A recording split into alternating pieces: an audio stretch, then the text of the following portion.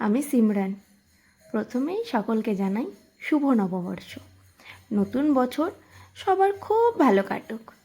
জানো তো, আমি ফেসবুকে এর আগে অনেক ভিডিও পোস্ট করেছি, তবে সেগুলো সবটাই গান অ্যাড করে করেছি।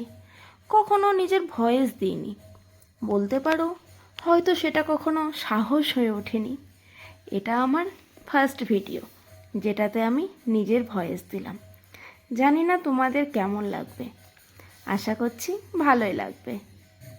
তোমরা হয়তো প্রায় সকলেই জানো যে আমার হাজব্যান্ড পুলিশের জব করে, তাই সারাদিনের বেশিরভাগ সময়টা আমাকে ঘরে একাই কাটাতে হয়। আজ তারই কিছুটা তোমাদের সাথে শেয়ার করছি। আজ নববর্ষ, তাই সকাল সকাল ঘুম থেকে উঠে ঘরের কাজে লেগে পড়েছিলাম। ঘরের কাজ সেরে আমি প্রথমেই স্নান করে নিজের ঘরের ঠাকুর পুজো করে নিলাম। আমার এই ঠাকুরের সিংহাসনের ডিজাইনটা আমি নিজেই দিয়েছিলাম, সেই হিসেবেই বানানো হয়েছে। তারপর আর কি, আমি নিজেই একটু রেডি হয়ে চলে গেছিলাম সামনেই একটা মন্দিরে পুজো দিতে। জানো তো, এই মন্দিরটা একটা বাড়ির, কিন্তু শুনেছি এই মা নাকি ভীষণ জাগ্রত, তাই আশেপাশের সবাই এখানে পুজো দিতে আসে। তারপর আর কি, বাড়ি ফিরে লেগে পড়লাম রান্না করতে।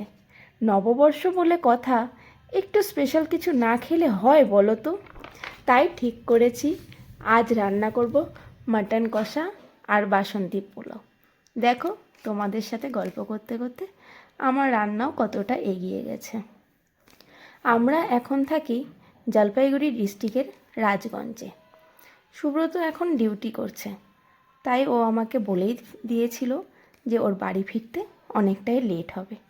সেই জন্য আর কি, নিজের মতন করে রান্না করে নিজের জন্য খাওয়ার বেড়ে নিয়ে আমি বসে পড়েছি খেতে। আমার এই ভিডিওটা আশা করছি তোমাদের সবার খুব ভালো লেগেছে। সবাই খুব ভালো থাকো, নববর্ষ খুব ভালো কাটুক। টাটা।